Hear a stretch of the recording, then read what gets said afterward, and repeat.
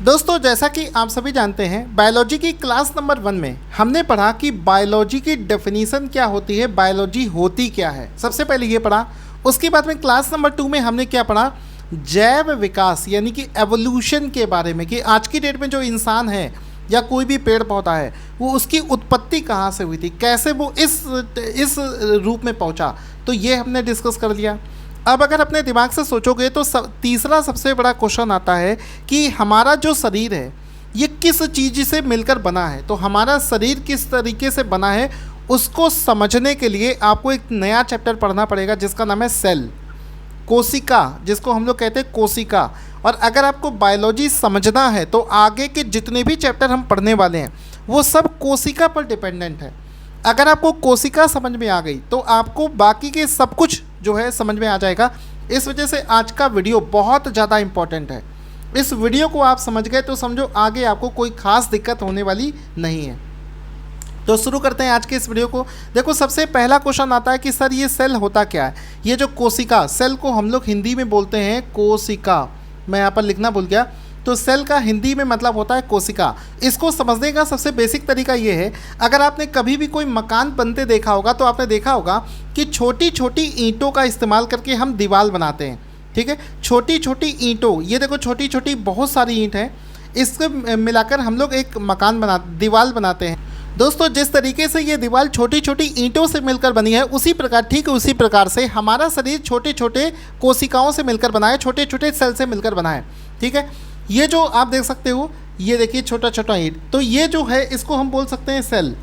अगर हम एक बॉडी के कंपैरिजन में बोलें तो सेल, ये भी सेल है, ये भी सेल है, ये भी सेल है। कोशिका, जैसे एक दीवार बनने में बहुत सारी ईंटों का इस्तेमाल किया जाता है तब जाकर वो दीवार बनती है, ठीक उसी प्रकार से बहुत सारे छोटे छोटे सेल जो हैं वो आपस में मिलकर क्या बनाते हैं, कोशिका बनाते हैं।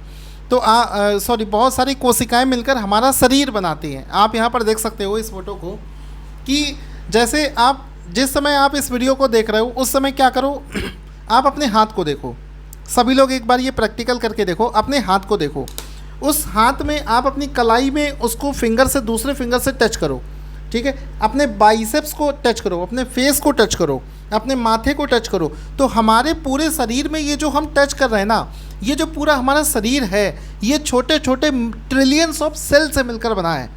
ये बिल्कुल वैसा ही होता है कि जब एक मकान होता है, जैसे मान लो कोई एक मकान है, तो उस मकान को कैसे बनाया जाता है। पहले तो छोटे छोटे ईंट यानी कि सेल मिलकर एक दीवार बनाते हैं, बहुत सारी दीवारें आपस में मिलकर एक कमरा बनाती हैं, और बहुत सारे कमरे आपस में मिलकर एक पूरा मकान तैयार करते हैं। बिल्कुल ठीक उसी प्रकार से छोटे छोटे सेल क्या करते हैं कि छोटे छोटे सेल आपस में मिलकर हमारे शरीर के अंगों को बनाते हैं, टिश्यू अंगों को बनाते हैं। जैसे मान लो बहुत सारे सेल जुड़कर आपके हाथ को बनाएंगे, बहुत सारे सेल जुड़कर आपके दूसरे हाथ को बनाएंगे, बहुत सारे और सेल जुड़कर आपके फेस को बनाएंगे, और बहुत सारे सेल जुड़कर बाकी के हिस्से को बनाएंगे। इस तरीके से आपका पूरा शरीर जो है वो तैयार हो जाता है। अब एक और आपको यहाँ पर चीज़ समझनी है कि जिस तरीके से ये जो छोटे छोटे ईंट ब्रिक्स जुड़कर एक दीवार बनाते हैं, उसी प्रकार से बहुत सारे छोटे छोटे सेल जुड़कर क्या बनाते हैं, टिश्यू, जिसको हिंदी में बोलते हैं ऊतक। ठीक है, बहुत सारे सेल जुड़कर डायरेक्ट हमारा शरीर नहीं बनता है। जिस प्रकार से बहुत सारी ईंटें जुड़कर एक दीवार बनाती है, लेकिन दीवार को आप घर नहीं बोल सकते हो, घर तो बाद में बनता है, पहले तो दीवार बनी। तो बहुत सारे सेल जब आपस में इकट्ठा हुए तो उन्होंने बनाया टिश्यू, ठीक है, जिसको हिंदी में हम लोग ऊतक कहते हैं। और बहुत सारी दीवारों ने आपस में मिलकर बनाया एक कमरा।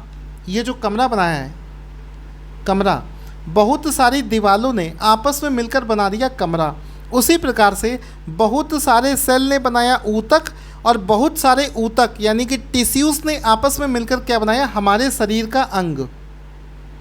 उस अंग में हाथ हो सकता है, पैर हो सकता है, मस्तिष्क हो सकता है, पेट हो सकता है, कुछ भी हो सकता है।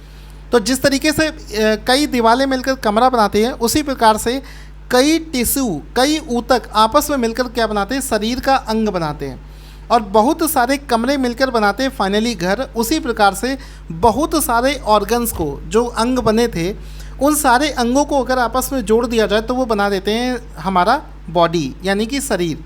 तो हम जितने भी लोग हैं, हम हो गए, आपके दोस्त हो गए, आपके फैमिली मेम्बर्स हो गए, सबका बॉडी बेसिकली किससे बना है? सेल से बना है। आगे बढ़ते हैं। अब जो जो चीज़ें हम आपको लिखी हुई दिखा रहे हैं उसको एक बार पढ़ो और समझो। लिखा है, सेल का डेफिनीशन लिखा है, अभी आपको हिंदी में भी सब कुछ बताऊंगा कि cell are the basic building blocks of all living things, यानी कि इस दुनिया में जितनी भी लिविंग थिंग्स हैं, सेल उनका सबसे बेसिक बिल्डिंग ब्लॉक है, यानी कि सबसे छोटी इकाई है। The human body is composed of trillions of cell. आपको दिख भी रहा है कि हमारा जो शरीर है वो ट्रिलियंस ऑफ छोटे छोटे सेल्स से मिलकर बना है, और ये आपको छोटे छोटे सेल्स आपको जुड़ते हुए दिख भी रहे होंगे। ठीक है, ये बात भी बिल्कुल सही है। अगर आपसे बोला जाए कि सेल कैसा होता है, तो इसका एक इमेज जो कि पढ़ने के लिए इस्तेमाल किया जाता है वो ये है। एक सेल गोल गोल सा आपको दिख रहा है, ये अलग अलग साइज और अलग अलग शेप का हो सकता है। ठीक है, डिपेंड करता है कि ये किस जगह का सेल है। मस्तिष्क का सेल है, आपके हैंड का सेल है, पेट का सेल है, वायरस का सेल है। तो इस तरीके से जो है आप इसको देख सकते हो। अब ये सेल हो गया। अब देखो, आप जब हमारा शरीर बन रहा होता है तो ये देखो सेल आपस में जुड़ना शुरू कर देते हैं। इस तरीके से ये एक दूसरे से चिपकना शुरू कर देते हैं, और इस तरीके से जुड़ते जुड़ते ये हमारे शरीर का निर्माण कर देते हैं। लिखा है कि जो सेल है वो they provides structure for the body. हमारे बॉडी का जो स्ट्रक्चर है पूरा वो सेल से ही सेल जो है प्रोवाइड कराते हैं। आप देख सकते हो, जिस प्रकार से बहुत सारी ईंट बनकर एक घर बनाते हैं, उसी प्रकार से हमारी बॉडी भी बनकर तैयार हो गई। तो आप बेसिक डेफिनीशन, बेसिक चीज़ें समझ गए। बाकी आगे देखो कि cell takes in nutrients from food, convert those nutrients into energy and carry out specialised function.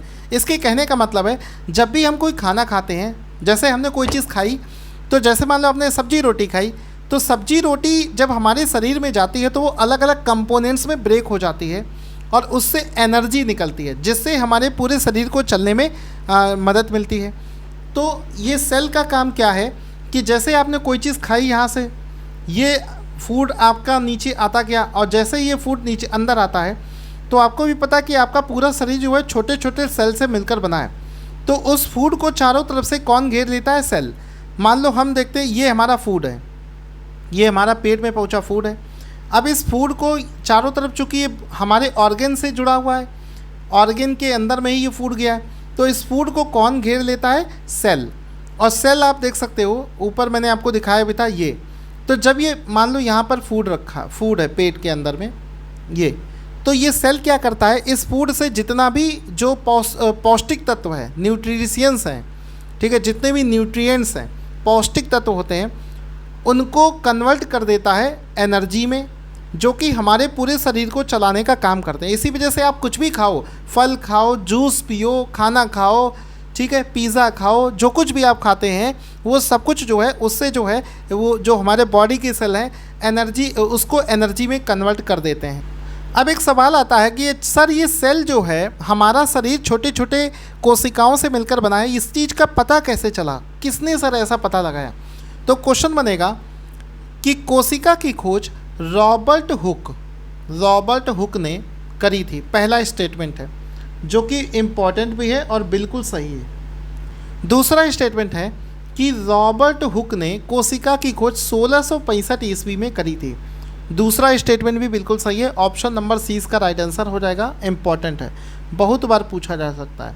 इसको याद रखने का तरीका ये है कि मान लो हमारे शरीर है, शरीर की किसी एक कोशिका अगर आपको निकालनी हो कि शरीर बना किससे, तो हुक जानते हो ना, चूँकि इसका नाम, ये सिर्फ याद करने की टेक्निक है, रॉबर्ट हुक। तो हमने एक छोटा सा हुक लिया और इस हुक से हमने क्या किया, इस बॉडी का एक सेल निकाला। तो याद रखो कि सेल की खोज करी थी रॉबर्ट हुक ने, हुक से हमने सेल निकाला। ये याद करने का तरीका है, आप इसको याद रख सकते हो। तो यहाँ पर आप देखोगे दोनों ऑप्शन यहाँ पर सही 1665 में करी थी।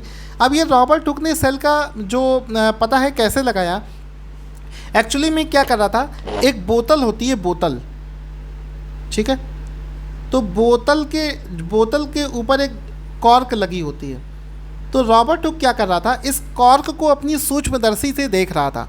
तो उसने इस कॉर्क को जब ऐसे काटने के बाद में इस कॉर्क को जब वो अपनी सूक्ष्मदर्शी माइक्रोस्कोप से देख रहा था, तो उसने उस कॉर्क में देखा कि इसमें क्या है, जैसे मधुमक्खी का छत्ता होता है ना, मधुमक्खी का छत्ता कैसा होता है एक बार आपको बनाकर दिखाते हैं। मधुमक्खी का छत्ता जो होता है, इस तरीके से छोटे छोटे छेद बने होते हैं, ये चौकोर चौकोर ब्लॉक्स होते हैं, ठीक है, जैसा कि आपको यहाँ पर दिख रहा है, ये वही इमेज है। तो जब इसने क्या किया, रॉबर्ट हुक ने बोतल की कॉर्क को जब अपने माइक्रोस्कोप से देखा तो इसको मधुमक्खी के छत्ते जैसे बहुत छोटे छोटे ब्लॉक्स आपस में जुड़े हुए दिखे। तो जहाँ से इसने अंदाज़ा लगाया कि ये जो है वो सेल है, इसी सेल से मिलकर बनी होती है हर एक बॉडी, ठीक है। तो ये चीज़ हो गई। अब ये आप देख सकते हो, ये है रॉबर्ट हुक जिन्होंने ही सबसे पहले सेल को देखा था, ठीक है, ये डेड सेल है। तो यहाँ पर देखो पॉइंट्स क्या लिखा है, कोशिका की खोज का श्रेय रॉबर्ट हुक को जाता है जिन्होंने स्वनिर्मित सूक्ष्मदर्शी के द्वारा कॉर्क के एक टुकड़े से मृत कोशिका को देखा था। यहाँ पर ये पॉइंट बहुत ज़्यादा इंपॉर्टेंट है, क्वेश्चन यहीं से बनेगा और आप नहीं कर पाओगे। जो रॉबर्ट हुक ने जो सेल देखा था वो डेड सेल था, डेड सेल, मरा हुआ सेल था, वो कोई जिंदा सेल नहीं था। अगर आपसे पूछा जाए कि बताओ सबसे पहला जीवित कोशिका देखने का श्रेय किसको जाता, तब रॉबर्ट हुक आंसर नहीं होगा। तो वही चीज़ आपको ध्यान देनी है, जीवित कोशिका को सबसे पहले देखने का जो श्रेय है वो जाता है ल्यूवेनहॉक। ल्यूवेनहॉक नाम से एक साइंटिस्ट थे, उनको जाता है, जिन्होंने जीवाणु यानी कि वायरस की जीवित कोशिका को सबसे पहले देखा था। जब ये रॉबर्ट हुक जो था, इसने बोतल की कॉर्क को देखा था, जो कि भाई उसमें कोई जीवन तो होता नहीं है, बोतल का जो ढक्कन होता है, कॉर्क होती है, उसमें कोई लाइफ तो होती नहीं है, ठीक है। जब उसमें कोई लाइफ होती नहीं है तो सीधी सी बात है उसमें दिखने वाला जो सेल होगा वो डेड सेल होगा, ठीक है।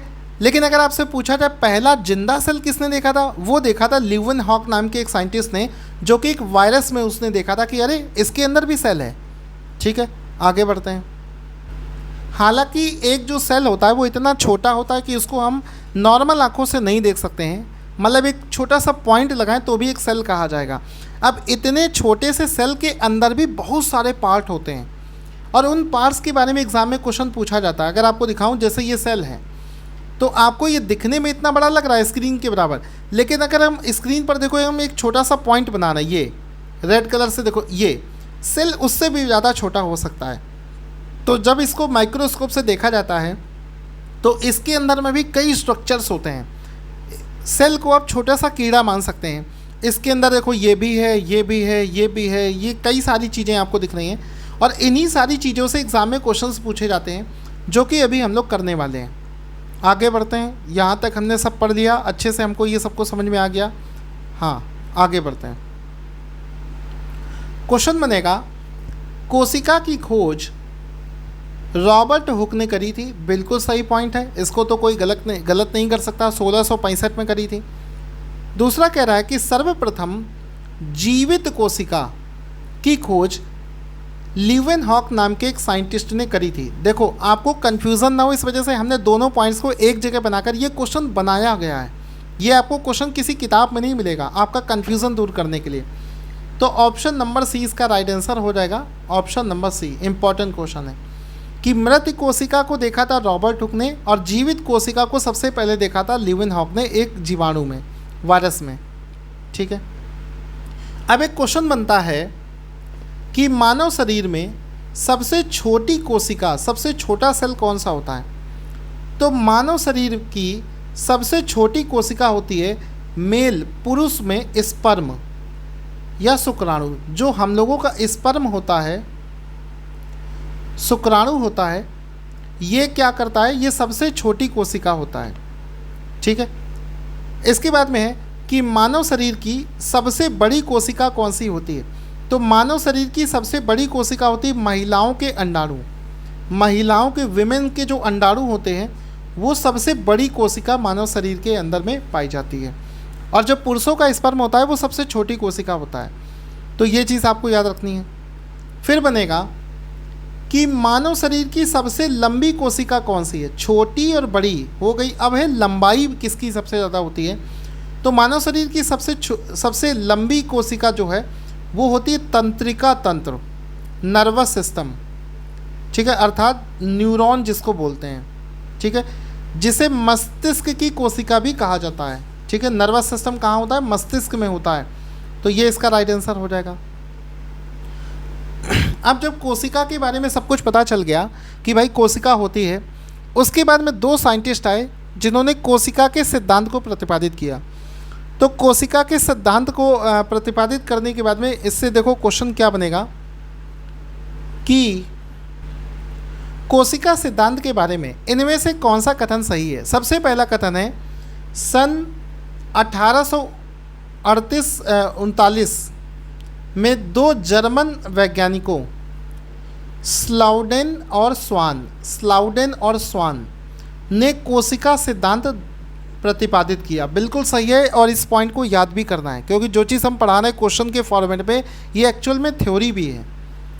दूसरा पॉइंट कह रहा है इनके कोशिका सिद्धांत के अनुसार सभी जीवधारी कोशिका तथा कोशिका के उत्पादन से बनते हैं। सीधी सी बात है, कोई भी दुनिया का जीवधारी है वो कोशिका से ही बना है या फिर बहुत सारी कोशिकाएं बनती हैं उनसे बना है। कोशिकाएं जीवधारियों की मूलभूत संरचना यानी कि फंडामेंटल स्ट्रक्चर यूनिट पूरे हमारे शरीर में क्या है, वो है कोशिका। तो यहाँ पर राइट आंसर जो है वो हो जाएगा ऑप्शन नंबर डी, कि पहला भी सही है, दूसरा स्टेटमेंट भी सही है, तीसरा स्टेटमेंट भी सही है। तो कोशिका का सिद्धांत किसने दिया, स्लाउडेन और स्वान नाम के दो वैज्ञानिकों ने कोशिका का सिद्धांत प्रतिपादित किया था, ठीक है। यहाँ पर आप इनका फोटो देख सकते हैं, ये है स्लाइडेन और इस तरफ आपको दिख रहे हैं स्वान। इन लोगों ने कोशिका का सिद्धांत जो है प्रतिपादित किया था। अब ये जो कोशिकाएं हैं ये सिंपल स्ट्रक्चर भी हो सकता है, थोड़ी सी कॉम्प्लेक्स भी हो सकती हैं, छोटी भी हो सकती हैं, बड़ी भी हो सकती हैं, ठीक है। तो उनकी जटिलताओं के आधार पर इनको दो पार्ट्स में डिवाइड किया गया है। पहला क्या है, प्रोकैरियोटिक कोशिका, और दूसरा का नाम है यूकैरियोटिक कोशिका।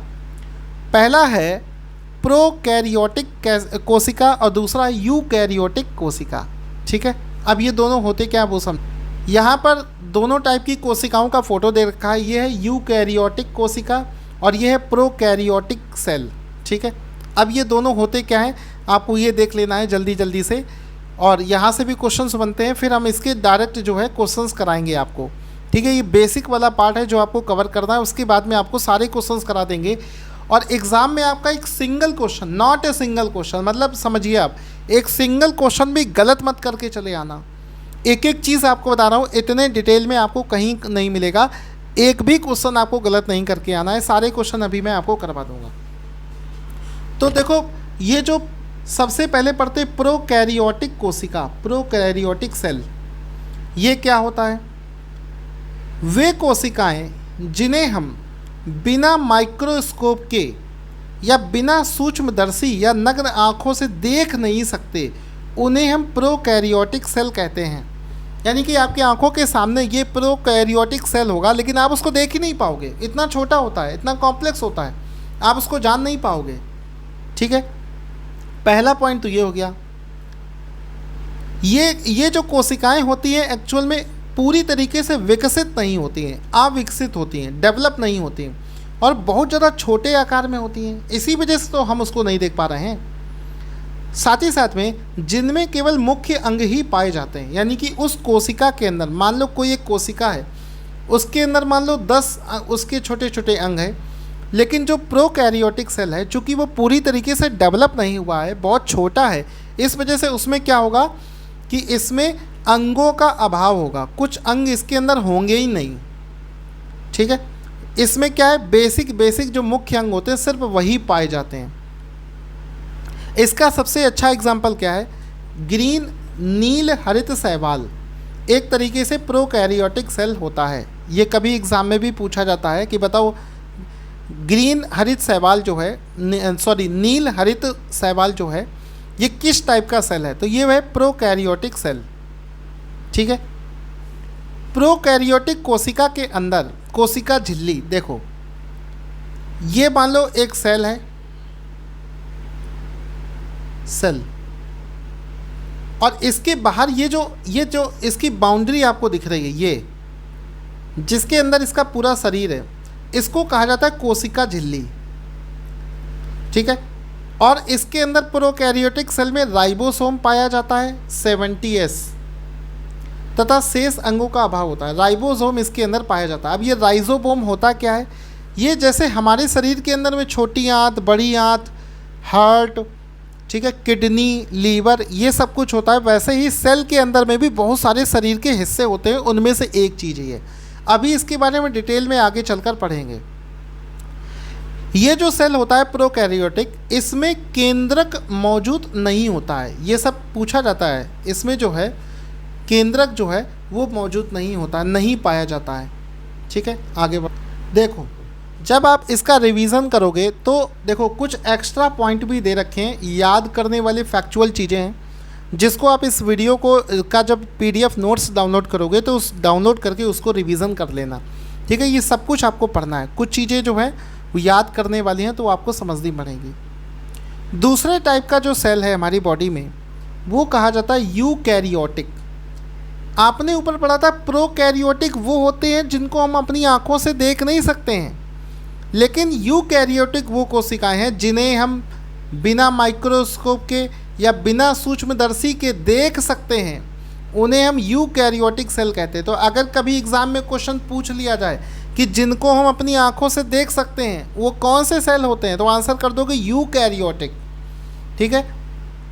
उसमें पढ़ रहे थे कि वो छोटे आकार का होता है, यहाँ पर पढ़ रहे हैं कि ये बड़े आकार का होता है, और उसमें पढ़ा था कि वो छोटा होता है क्योंकि वो पूरी तरीके से विकसित नहीं होता है, और यहाँ क्या पढ़ा है, ये पूरी तरीके से विकसित कोशिकाएं होती हैं। और इनकी जो कोशिका है, जैसे मान लो ये सेल है, इसके अंदर जितने भी पार्ट होने चाहिए वो सब मौजूद होते हैं क्योंकि ये डेवलप हो चुकी है। तो इनमें कोशिका के सभी अंग पाए जाते हैं। इन कोशिकाओं में केंद्रक भी होता है जिसमें ये आनुवांशिक सूचनाएं एकत्र रखते हैं, और ये पॉइंट आपको याद रखना है। और ये बहु कोशिकाओं वाले सूक्ष्म जीवों में पाए जाते हैं, जैसे कि इंसानों में, जानवरों में। हम लोगों के शरीर में यूकैरियोटिक सेल ही होता है, ठीक है। बाकी इनका कैसे बनना होता है वो सब कुछ हम पढ़ेंगे। PDF नोट से इसका रिवीजन करते रहेंगे। आगे देखो क्या पॉइंट है, अगला जो टॉपिक बना है। यहाँ तक चीज़ें आपको समझ में आ गई? ना समझ में आई हो तो एक बार फिर से इस चीज़ को देखना, बिल्कुल बेसिक चीज़ है ये। अगर इसको नहीं समझोगे तो आगे थोड़ी सी दिक्कत आ सकती है आपको। सेल तो आपको आना ही चाहिए, एग्ज़ाम में क्वेश्चंस भी बनता है। अब कह रहा है कोशिकाओं के विभिन्न आकार और आकृतियाँ। अब किसी के मन में आ सकता है कि सर आपने बताया था कि सर जो दीवार बनाने वाली जो ब्रिक्स होती है वो तो सर एक ही आकार की आती है, चौकोर वाली, लेकिन यहाँ पर जो सेल है कोशिका सर क्या ऐसा है कि बिल्कुल एक जैसी होगी? नहीं, कोशिकाएं अलग अलग शेप की हो सकती हैं। सर कोशिका का साइज भी क्या सर अलग बगल हो सकता है? हाँ, साइज भी इसका बड़ा और छोटा हो सकता है। अगर किसी एग्ज़ाम में पूछा जाए कि बताओ सभी कोशिकाएं दिखने में एक जैसी होती है, तो गलत। कोशिकाओं का शेप जो है वो अलग अलग होता है। एक क्वेश्चन बने कि सभी कोशिकाओं का जो साइज है वो एक जैसा होता है, नहीं, सभी कोशिकाओं का जो साइज है वो अलग अलग जो है वो हो सकता है, ठीक है। अब देखो ये सब जो बेसिक पार्ट है ये सब कुछ आप हमारे इस PDF नोट्स से रिवीजन करोगे। PDF नोट्स से डाउनलोड करके आपको ये सब जो है रिवीजन करना है, ठीक है। यहाँ से आपका कॉन्सेप्ट बनेगा, ठीक है। एक ज़रूरी चीज़ हमें याद रखना है, वो क्या याद रखना है कि कुछ कोशिकाओं के अंदर में दोस्तों इतनी अद्भुत कला होती है। कुछ कोशिकाएं हमारे शरीर के अंदर होती हैं जो अपना आकार बदल सकती हैं, अद्भुत क्षमता होती है। जैसे कि हमारे शरीर में जो वाइट ब्लड सेल्स हैं जो बीमारियों से लड़ने का काम करती हैं, श्वेत रक्त कणिकाएं क्या करती हैं कि अगर आपके शरीर में कोई वायरस आ रहा होगा तो उस जो WBC के जो सेल होते हैं वो अपना आकार चेंज कर लेंगे, रूप चेंज कर लेंगे और उस वायरस से लड़ने की क्षमता रखेंगे। अचानक से कोई वायरस आपके अंदर में जा रहा होगा तो उसको WBC रोक देता है, क्योंकि उसके अंदर एक क्षमता होती है कि वो अपना रूप बदल देता है, ठीक है, आवश्यकता अनुसार अपना रूप बदल सकता है। इसी वजह से आपने देखा होगा एड्स जो बीमारी होती है उसका इलाज बहुत अच्छे तरीके से संभव नहीं है। क्यों? क्योंकि एड्स के जो वायरस होते हैं उसको समाप्त करने का अब तक कोई सफलता नहीं मिल पाई है, क्योंकि जो एड्स वायरस की जो कोशिका होती है वो बहुत ही कम समय में अपना आकार बदल देती। आपको याद होगा जिस समय कोविड आया था तो कोविड की कोई वैक्सीन क्यों नहीं बन पा रही थी? क्योंकि कोविड जो कोशिका था, उसका जो सेल था, वो इतनी तेज़ी से अपना रूप बदल रहा था कि साइंटिस्ट जितनी देर में कोई दवा का परीक्षण करते वो अपना शेप चेंज कर ले रहा था, उसको कोई समझ ही नहीं पा रहा था, क्योंकि वो अपना शेप बहुत तेज़ी से चेंज कर रहा था। और कोई भी वायरस होता है उसके लिए दवा जल्दी क्यों नहीं बन पाती? क्योंकि वो अपना शेप बहुत तेज़ी से चेंज कर रहा था। और कोविड का वायरस तो ऐसा था कि वो ट्रिलियंस ऑफ सेकेंड में अपना रूप जो है वो चेंज कर रहा था। तो आप देख सकते हो अलग अलग सेल कैसे दिखते हैं। जैसे ये देखो लीवर सेल है, ये बैक्टीरिया सेल है, ठीक है, इसके अलावा मसल सेल है, स्मूथ मसल सेल है, फैट सेल है। तो अलग अलग टाइप के जो सेल होते हैं उनका देखो शेप भी अलग अलग है, साइज भी अलग अलग है। और वायरस वाला सेल तो ऐसा होता है कि वो अपना रूप, साइज सब कुछ चेंज कर लेता है। अब देखो इसमें कुछ बेसिक क्वेश्चंस बने हैं जहाँ से आपका कॉन्सेप्ट डेवलप होगा, और वो क्वेश्चंस क्या बने हैं समझेंगे। कोशिका का सबसे तेज विभाजन कहाँ पर होता है? देखो हमने पढ़ा कि जो सेल होता है, कई छोटे छोटे सेल मिलकर हमारा शरीर बनाते हैं। अब सेल तो सबसे बेसिक यूनिट है, और यहाँ पर हम कह रहे हैं कि सर कोशिका का सबसे तेज विभाजन, यानी कि ये सेल भी टूट सकता है, ब्रेक हो सकता है, ठीक है, कोशिका जो है वो बट गई। इसको ऐसे समझो, जब हम लोग अपना हाउस बनाते हैं तो ईंट की ज़रूरत पड़ती है हमें, ठीक है, तो कई बार क्या करता है कि जो बनाने वाला होता है वो ईंट को तोड़ भी लेता है। मान लो कहीं पर ज़्यादा जगह नहीं है तो वहाँ पर ईंट को ब्रेक करके लगा देता है, तो भी तो दीवार खड़ी हो जाती है। बिल्कुल उसी प्रकार से कोशिका का भी विभाजन किया जाता है। हालांकि ये सबसे बेसिक यूनिट है, लेकिन फिर भी इसका विभाजन हो जाता है। अब कहा जा रहा है कि कोशिका का सबसे तेज विभाजन कहाँ पर होता है। आप शॉक्ड हो जाएंगे जानकर, ये सब कुछ आपको मालूम होना चाहिए कि कोशिका का सबसे तेज विभाजन आपके लीवर में होता है, ठीक है। अगर आप एक बार के लिए आपके लीवर को काट भी दिया जाए ना, तो वो उसको कोई डॉक्टर को ठीक करने की ज़रूरत नहीं है, वह अपने आप से ही ठीक हो जाता है। लीवर ही हमारे शरीर का वो अंग है जो अपनी कोशिका की क्षतिपूर्ति सबसे पहले करता है। यानी कि हमारे शरीर में लीवर एक ऐसा हिस्सा है कि वो खुद से डैमेज हो जाए मान लो, तो वो खुद से बनने लगता है, खुद से उसकी कोशिकाएं जो हैं फिर से आपस में जुड़ जुड़ के वो जो है बना देती हैं, ठीक है। तो ये लीवर का काम है। अब दूसरी चीज़ सुनो, अगर आपका लीवर थोड़ी देर के लिए मतलब थोड़ा सा डैमेज हो जाए तो कोई टेंशन नहीं है, डॉक्टर हमेशा कहता है। मुझे दोस्तों याद है, मेरा एक कज़िन था, उसका हॉस्पिटल उसका एक लीवर का ही केस हो गया था। तब मेरी एज भी बहुत ज़्यादा नहीं थी। तब हमने ये सुना था कि लीवर जो है अगर उसका डैमेज हो गया है तो उसको अलग से एक सेल उसकी बॉडी से डाला जाएगा, तो वो लीवर जो है खुद से उसका डैमेज जो हुआ है वो बन जाएगा, ऐसा हमने सुना था। लेकिन उस समय मुझे ये नहीं पता था कि लीवर का सेल जो होता है वो खुद से जो है विभाजित हो जाता है, एक टुकड़े से दो टुकड़े, दो टुकड़े से 5, 6, 7, 8 बनाकर वो खुद से फिर से बन जाता है। दूसरी एक चीज़ है कि जब किसी को जल्दी मारना हो तो क्या करो, उसके हेड शॉट दे दो, उसके मस्तिष्क में गोली मार दो। क्यों? क्वेश्चन क्या बना है, विभाजन रहित कोशिका कौन सी है? तो आंसर हो जाएगा तंत्रिका तंत्र जो है, या फिर जिसको न्यूरॉन बोलते हैं, उसको विभाजन रहित कोशिका कहा जाता है। यानी कि ये एक ऐसी कोशिका है जो डिवाइड नहीं होती है, इसका विभाजन नहीं किया जा सकता है। अगर इसका विभाजन हो जाता है यानी कि अपने आप को क्योर कर ले रही है, क्षतिपूर्ति कर ले रही है। लेकिन तभी कहते हैं अगर किसी व्यक्ति के मस्तिष्क पर चोट लगी है तो वो जल्दी ठीक नहीं होता है, क्योंकि मस्तिष्क में जो कोशिका होती है उसको कहते हैं न्यूरॉन। ठीक है, और वो क्या होती है, विभाजित नहीं हो सकती है, इसलिए ये नई कोशिका का निर्माण नहीं कर पाता है और चोट ठीक नहीं होती है। इस वजह से कहते हैं गाड़ी चलाते समय हेलमेट क्यों पहना जाता है, क्योंकि मस्तिष्क हमारे शरीर का सबसे सेंसिटिव पार्ट होता है, सेंट्रल पार्ट होता है, और उसकी कोशिका विभाजित नहीं होती है। अगर आपके मस्तिष्क में चोट लग गई तो वो ठीक नहीं हो पाएगी, इस वजह से अपने मस्तिष्क को बचा कर रखो, ठीक है।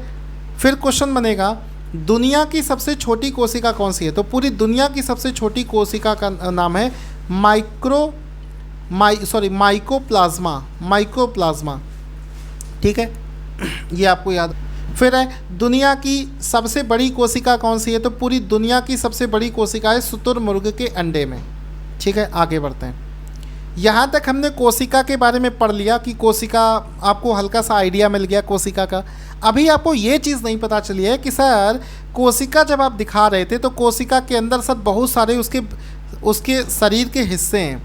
जैसे हमारे शरीर के अंदर में किडनी है, लीवर है, छोटी आंत है, बड़ी आंत है, ठीक है, पैनक्रियास है, सब कुछ है। उसी प्रकार से एक सेल के अंदर में भी बहुत सारे उसकी बॉडी के पार्ट होते हैं, उनके बारे में हम लोग पढ़ेंगे। तो सबसे पहला पॉइंट पढ़ेंगे कि जीव द्रव्य के बारे में कौन सा कथन सत्य है। जीव द्रव्य को इंग्लिश में बोला जाता है प्रोटोप्लाज्म। इसका इंग्लिश जब नोट्स आपको मिलेगा तब लिख देंगे, प्रोटोप्लाज्म, ठीक है, के बारे में कौन सा कथन जो है सही है। अब आपको पता ही नहीं होगा कि सर ये प्रोटोप्लाज्म होता क्या है, लेकिन आपको ये पता है कि ये है हमारा सेल, और सेल के अंदर ही किसी चीज़ को प्रोटोप्लाज्म सर कह रहे हैं, क्योंकि टॉपिक चल रहा है कि सेल के अंदर की चीज़ों को अध्ययन करना है। सबसे पहला पॉइंट बना है कोशिका झिल्ली के अंदर संपूर्ण पदार्थों को जीव द्रव्य यानी कि प्रोटोप्लाज्म कहते हैं। यानी कि ये जो कोशिका है इसके अंदर क्या होता है, इसके अंदर जो है, एक मिनट मैं कलर चेंज करता हूँ। इसके लिए क्या करते हैं, कलर चूज़ करते हैं ये वाला, ठीक है, और थिकनेस हम लोग यूज़ कर लेते हैं ये। तो इसमें क्या कह रहा है, हाँ, तो इसमें क्या कह रहा है कि कोशिका झिल्ली, तो ये जो आपको बाउंड्री दिख रही है ये, इसको कहा जाता है कोशिका झिल्ली, कोशिका झिल्ली, ठीक है। तो सेल का जो बाउंड्री वॉल होता है उसको कहा जाता है कोशिका झिल्ली, और इस कोशिका झिल्ली के अंदर जितना भी लिक्विड होता है उसको कहा जाता है प्रोटोप्लाज्म यानी कि जीव द्रव्य। तो यहाँ पर देखो ये सब लिक्विड भरा होता है, ये पूरा जो है इसमें जेली के जैसा जेली आपने खाई होगी ना, तो जेली के जैसा एक पदार्थ इसमें भरा होता है, जेली के जैसा, ठीक है, ये लिक्विड भरा हुआ है। अब कोशिका के अंदर जेली जैसा पदार्थ भरा होता है जिसको कहते हैं प्रोटोप्लाज्म। इसकी खोज जो है वो करी थी डुजार्डिन नाम के एक साइंटिस्ट ने इसकी खोज करी थी, लेकिन इसका नाम उसने नहीं रखा था। इसका जो नामकरण है वो किया था J.E. पुकिर्नजे, ठीक है, पुरकिर्नजे, इसने इसका नामकरण किया था। तो यहाँ पर तीनों स्टेटमेंट सही, तो इसमें क्या होगा कि सारे ऑप्शंस बिल्कुल सही हो गए। Option number D will be the right answer, ठीक है। यहाँ तक आपको चीज़ें समझ में आ गई। आगे बढ़ते हैं, अब थोड़ा सा इसके बारे में और डिटेल में समझते हैं। ये जो प्रोटोप्लाज्म है, जीव द्रव्य, ये होता क्या है, यह किस चीज़ से मिलकर बना होता है, इसके बारे में हम लोग जानते हैं। अब दोस्तों चीज़ों को हम समझ चुके हैं, लेकिन एक छोटा सा लॉजिकल पॉइंट है जिसको आपको समझना है, बस जहाँ से क्वेश्चन बनता है। यहाँ तक की चीज़ें तो लगभग सभी को मालूम है, ये क्वेश्चन तो सभी लोग कर लेंगे। थोड़ा सा घुमावदार एक क्वेश्चन समझना, एक एक लाइन को समझने चाहना। किसी भी कोशिका, आपके मन में कोशिका बन गई, अच्छा ये होती है कोशिका, को घेरे हुए बाहरी आवरण जो होता है उसे कोशिका झिल्ली या कोशिका कला, सेल मेम्ब्रेन या फिर प्लाज्मा मेम्ब्रेन कहते हैं। यानी कि ये कोशिका है और इस पूरी कोशिका को घेरे हुए जो दीवार, इसकी जो लाइन होती है, इसको कहते हैं सेल मेम्ब्रेन, कोशिका झिल्ली, बिल्कुल सही बात है, ये आपको समझ में आने लगी। आगे चलो, एक एक चीज़ अगर तुमको समझ में आ रही यानी कि तुम सही जा रहे हो। जबकि पादप कोशिका, प्लांट सेल यानी कि पौधों का सेल, अभी तक बात हो रही थी कि इंसानों में, जानवरों में जो सेल होता है उसकी बात हो रही थी, लेकिन पौधे का जो सेल होता है वो बिल्कुल अलग टाइप का होता है। जो प्लांट सेल होते हैं इसके बाहर के एक और, इसमें बाहर में एक और आवरण पाया जाता है जिसे सेल वॉल कहते हैं। यानी कि प्लांट सेल जो होगा, मान लो ये सेल है और ये किनका, प्लांट का सेल है, तो इसका जो सबसे बाहरी आवरण होता है इसको कहा जाता है, क्या कहा जाता है, सेल वॉल।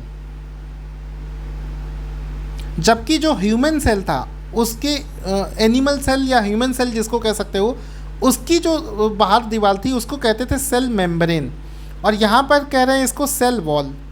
ठीक है, इसकी चर्चा अभी हम आगे डिटेल में करेंगे जब इस टॉपिक को डिटेल में पढ़ेंगे। कोशिका झिल्ली के अंदर, यानी कि ये रही कोशिका और ये रही कोशिका झिल्ली, ये के अंदर संपूर्ण पदार्थों को जीव द्रव्य कहा जाता है। यानी कि इसके अंदर जितना भी लिक्विड भरा है, जेली जैसा पदार्थ, और ये ट्रांसपेरेंट होता है जिसके आर पार देखा जा सकता है। ट्रांसपेरेंट जो पदार्थ है ये सभी को कहा जाता है, पारदर्शी और चिपचिपा पदार्थ जो भरा होता है इसको कहा जाता है कोशिका द्रव्य, जीव द्रव्य या फिर प्रोटोप्लाज्म। लेकिन कॉन्सेप्ट कहाँ है वो समझो। कॉन्सेप्ट क्या है वो समझना है आपको। कॉन्सेप्ट ये है कि प्रोटोप्लाज्म पढ़ते समय आपको एक और चीज़ उसके साथ में पढ़नी है, और वो है साइटोप्लाज्म, कोशिका द्रव्य। साइटोप्लाज्म जिसको बोलते हैं, साइटोप्लाज्म। ठीक है, ऊपर हमने क्या पढ़ा था, जो ये था जीव द्रव्य, ये है जीव द्रव्य जिसको बोलते हैं प्रोटोप्लाज्म, और अब हम पढ़ेंगे कोशिका द्रव्य जिसको बोलते हैं साइटोप्लाज्म। इन दोनों में डिफरेंस क्या है वो समझो, समझना। यह है कोशिका का एक बड़ा भाग होता है जो कोशिका झिल्ली या प्लाज्मा झिल्ली से घिरा एक लिक्विड पदार्थ है। अर्थात कोशिका में, कोशिका झिल्ली के अंदर केंद्रक को छोड़कर, बस ये लाइन नहीं समझ में आती है किसी को, बस यही लाइन अगर आप समझ गए तो समझो आपको कॉन्सेप्ट क्लियर हो गया। देखो, एक कोशिका इस तरीके से होती है, उसके अंदर अगर पूरा लिक्विड अगर आप चेक करोगे तो उसको कहा जाएगा प्रोटोप्लाज्म, और अगर इस पूरे लिक्विड में कोशिका के अंदर ही आपको पता है एक केंद्रक होता है, न्यूक्लियस, उसके अंदर में भी तो लिक्विड भरा होता है। तो अगर किसी भी कोशिका के अंदर पूरा लिक्विड हम काउंट करें, लेकिन उस कोशिका के अंदर जो न्यूक्लियस है, केंद्रक है, उसके अंदर जो लिक्विड भरा उसको अगर हम काउंट ना करें तो वो कहा जाता है साइटोप्लाज्म। और अगर हम सब कुछ काउंट कर लें, इसको भी पूरे को काउंट कर लें, तो वो कहा जाएगा प्रोटोप्लाज्म, जीव द्रव्य।